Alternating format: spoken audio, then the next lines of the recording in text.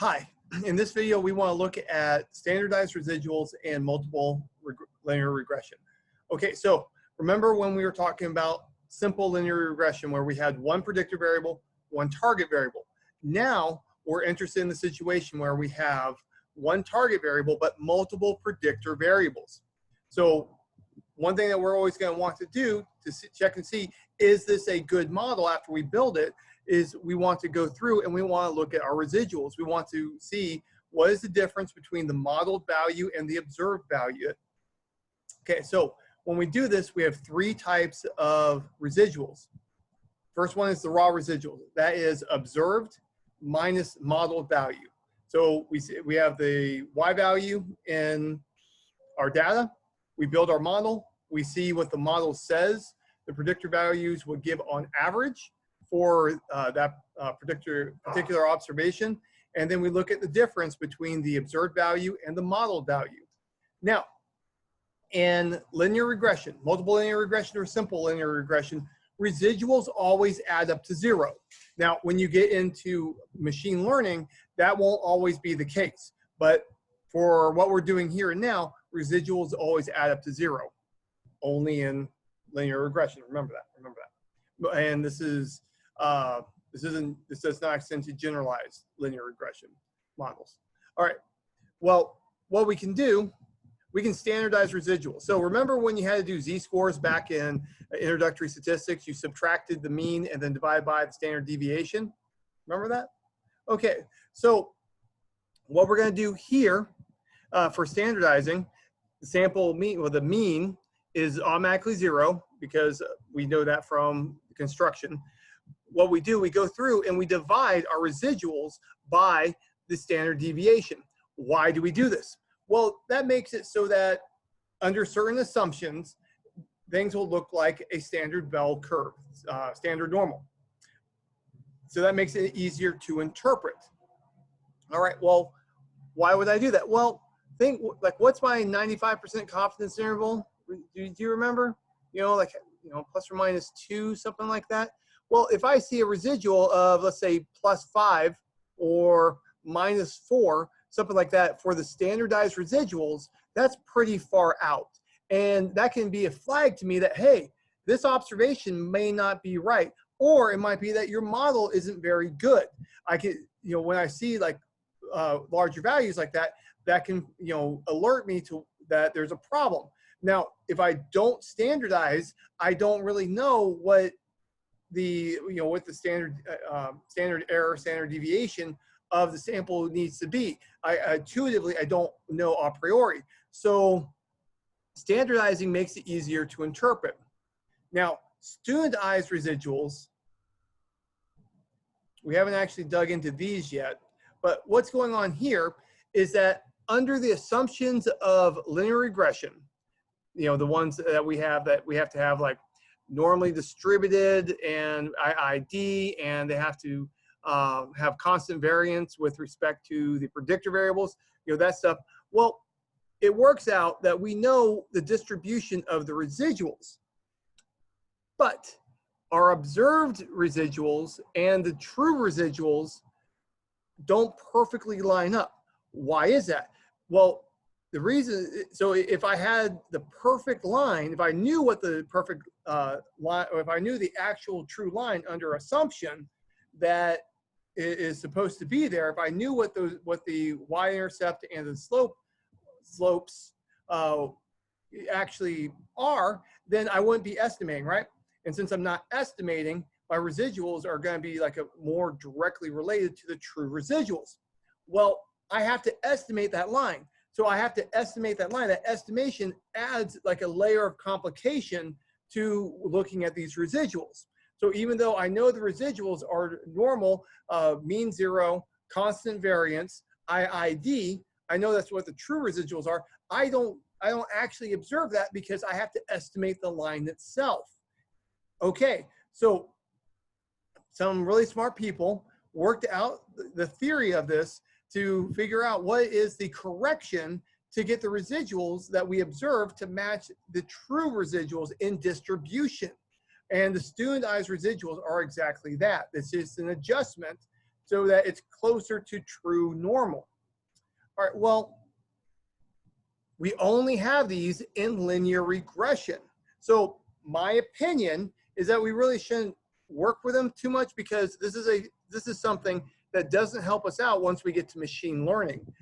So I don't think it's that useful. My opinion is that you should work with raw residuals and standardized residuals, because you'll always have those no matter what type of model you're working with. But studentized, I'll say that they are easier to interpret, but I don't think it's worth the additional layer of complexity. So I'm not going to really focus on it. So like those statisticians that have like a very strong like classical training, then that's going to be a bigger deal for them. I think it'd be most useful if you're in a small data problem, but if you're in big data, it's not going to be that big of a difference anyway. But it's honestly a matter of opinion. If you go into another class and the professor just hammers his fist, always use studentized residuals, just nod your head at it and just say, okay. Just say Dr. Smith is wrong. I don't care. All right, so remember, raw residuals are the difference between observed value and modeled value. And then these always add up to 0 when I'm doing linear regression. That is a very important point. It only applies in linear regression, that they add up to 0, which means the mean is equal to 0. Standardized residuals are from normalizing. In other words, we're dividing by the observed standard deviation. Studentized residuals are similar to standardized residuals, but there's an adjustment to make them, to make the observed distribution closer to the bell curve. All right, so let's do an example of how we actually do this in real life when I have a multiple linear regression problem. Right, what we want to do, we want to take our residuals and we want to observe them, and we want to see, hey, is this a good model? Is this a bad model? Can I trust it? Or somewhere in between.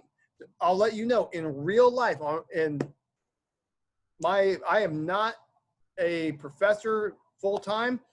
This is only a side gig for me. I teach in the evenings because I like teaching, and yeah, I like my subject. I love statistics. I love mathematics.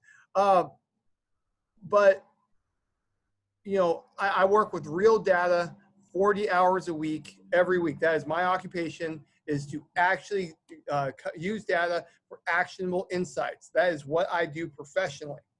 And I can tell you that when you're building real actual models, it's not like, oh, it's a good model or a bad model. You end up in the gray all the time. You're somewhere in between.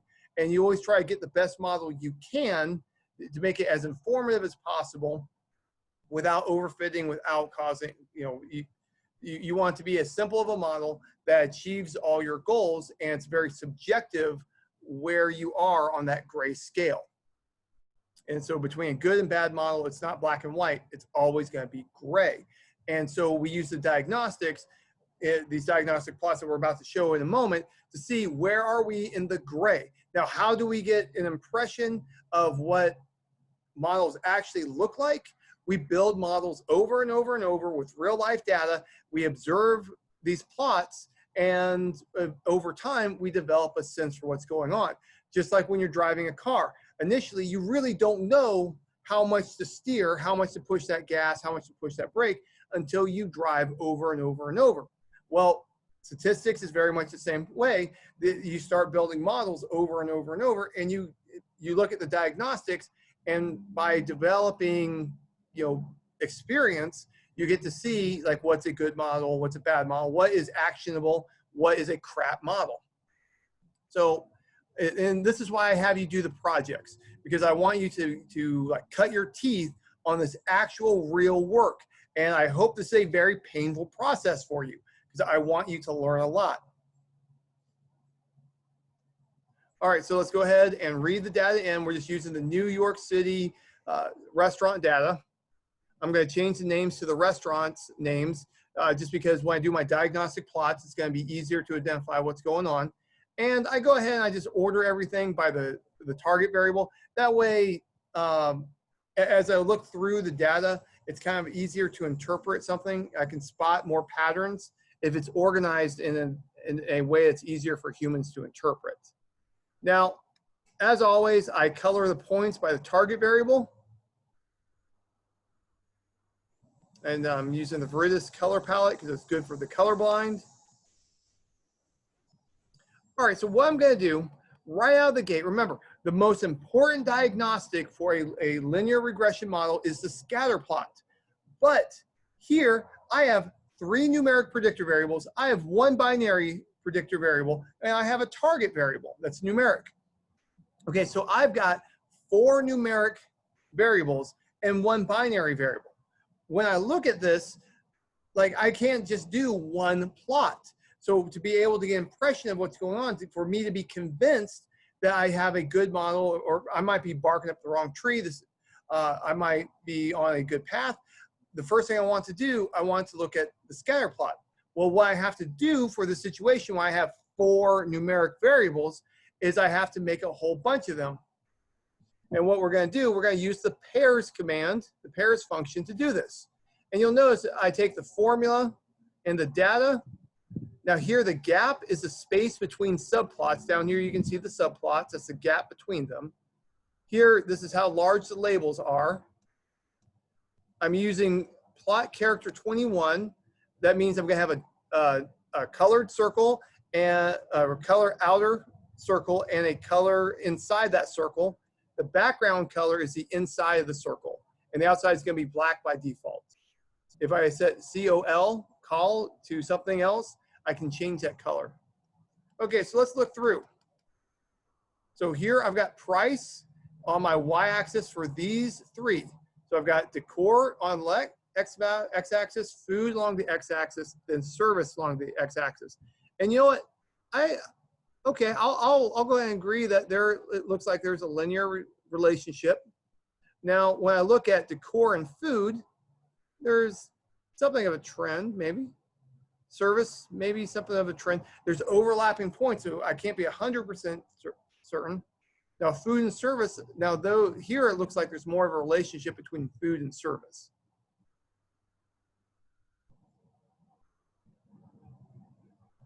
And you'll notice that overall, it looks like I get the darker points on the lesser values in the lower left-hand corner and the brighter points in the upper right-hand corner for all 3 of these plots on the predictor variables. That's consistent with price being positively correlated with each of the predictor variables. But now food and service, you know, it doesn't show as strong of a relationship, at least color-wise. So that's something that I might want to keep in the back of my mind as I look through. If I remember correctly, and it's been a while since I made this document, I think for statistical significance, we don't want both, and that is consistent with the colors here. Now that's something I can only spot because I went through and colored my points. All right, now remember, east and west is represented by a binary vector. So I'm going to go ahead and do a box plot of price by east and west. Take a look. All right, so I see that there is a little bit of a vertical shift on the east prices of the box. The box is really where you want to focus. But I see the median lines vertically cross each other's boxes. So it's probably not a big deal. There's probably not a big difference between the 2. All right, so now let's go ahead and build a multiple linear regression model. Now in this situation, I'm not looking for the best model possible because I want to show you like the diagnostic aspects of the residuals. That's my main focus of this situation. So what I'm going to do, I'm just going to make a straight linear model where all the terms are degree 1. I don't have any interaction terms. We go ahead and build it. And you'll notice that the mean does not appear in here, right? Why is that? Because the residuals always add up to 0, therefore the mean is 0. So it's implied mean 0 is right here. And we can see the median's pretty close to 0. Now, when I look at these residuals, minimum, first quartile, third quartile, and the maximum, fourth quartile,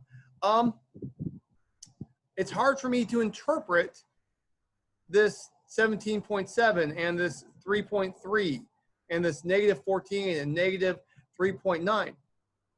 Is that like how big is that? How spread out is that? It's harder for me to interpret because these values haven't been standardized. And we can see that it looks like service is not statistically significant, and that's consistent with the scatter plot. So my hypothesis from looking at the scatter plot is that food provides all the information we can get from service. So basically food and service like overlap in their informative value, and food contains the informative value of service is the way I think about it. So that how I'm interpreting it is that service does not add to a model that contains food. Yeah, look here and multiple R squared and adjusted R squared. So remember, I want these to be close if I'm not overfitting. Adjusted will always be smaller. So I'm okay with this as is.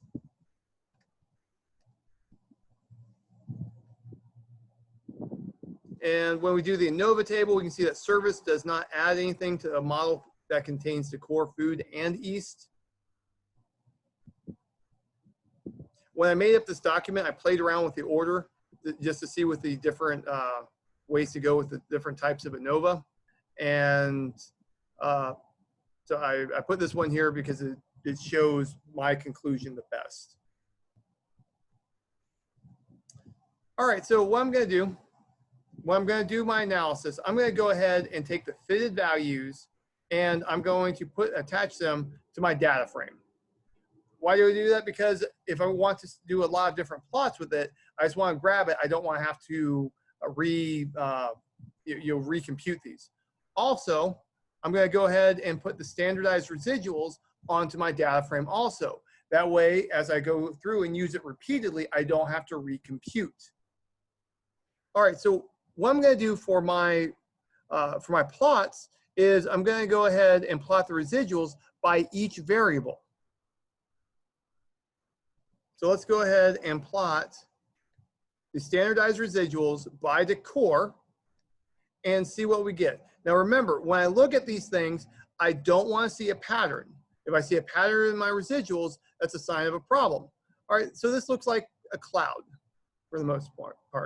And standardized residuals, so I'm thinking of this as just like standard normal, so 95% confidence interval, approximately, so this is just like a real rough heuristic. -2 to 2 should have about 95% of my observations. All right, so it looks like I've got a bunch of, on the plus side, not a bunch, but a few. So that's something I kind of want to keep in the back of my mind as I move along with this. Now, the core should be correlated with price if I have a good model. So I can see that the color gets lighter as I go from left to right. But something that kind of jumps out at me is you notice that the color, like gradient, is like along this way. You can kind of see that I've got like the same color going this way, same color going that way. It's like darker that way. That's a sign that they're like, my model is probably not using all of the relevant variables, is what I suspect at this point. All right, now let's do that for food.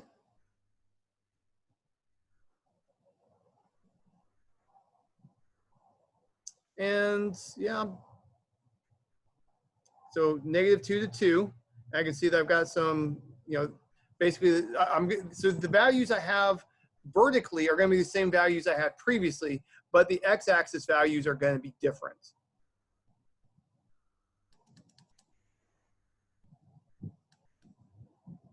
I'm not feeling the color gradient aspect as much on this one.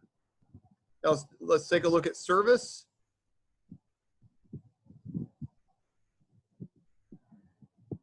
All right. It's okay to see like the lighter colors to the far right and the darker colors to the far left, because service should be positively correlated if it is an informative predictor variable. All right, now let's go ahead and take a look at east and west for the residuals. All right, so here, visually they look like the same. Now, something about this is that visually I conclude that they have probably the same sample average, because of how the medians are lining up so well. If I was to run a hypothesis test and I had like big data, when you have big data, every p-value is going to be super small. Just letting you know. It may be there may be a statistically significant difference, but it's not here. It's not operationally significantly different. So I'm feeling like I'm not seeing a big difference between these two. So if I saw something like this going on, that would be like, hey, there's something. My model is missing something. My boxes were way off from each other. You see, like the boxes don't overlap vertically.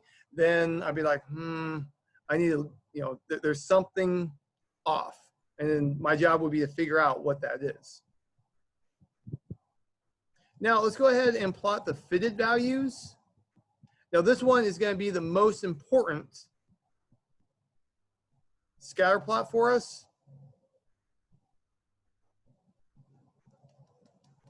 So I've got the fitted values and the price. Okay, so if I have a perfect model, then the fitted values would equal the price. Okay, and so I go along like this line. If it was a perfect model, then everything would be along the line. Y-intercept equals 0, slope equals 1, and I can see the deviation gives me an indication of how far off the fitted value is from the actual price.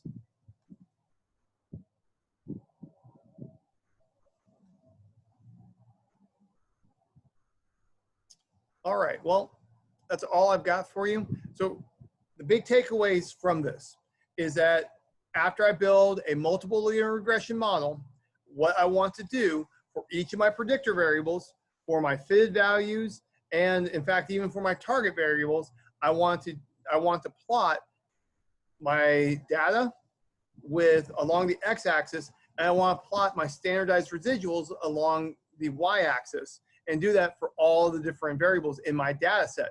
Why do I do that? I'm looking for a pattern. If I see a pattern in my residuals, there's a problem. Now, that doesn't mean I throw out the model. It might be the best model that I can get. Also, you'll be in situations when you get down the road, you'll be building models, and you know that you can do a better job on modeling, but it'll be too complicated for the people who you need to build the model for. A weaker statistical model that people use is superior to the best statistical model on the planet that does not get used. So remember, if you are working with data, you are fundamentally working in communication. Your job is to communicate information from data, and your model is one of the tools you use to come up with a narrative to explain. If your audience doesn't accept your argument, doesn't accept your explanations, then all your work is crap. It doesn't matter how slick it is mathematically. So what you need to do, you always want to focus on, my goal is to communicate to you. My goal is to convince you of something. If you will only accept simple linear regression models, then I can only use simple linear regression models to convince you. That's just how it is. I can do much better with like neural networks, random forest, gradient boosting. I can do like all the slick, machine learning, AI, statistics, all this great stuff. But if my audience won't accept it, then I have to go back and do something more simple. That's just how it is. And now, whenever I go through and I start diagnosing my models, I need to go through the process we just did to make sure that I am confident that I have good models. Also, if I have like a gray area model, I need to know where it's weak and it's strong before I present it, before I launch it, because if there's a problem, I want to know about it before we actually like use it to make a decision. Well, that's all I've got for you. Take care and goodbye.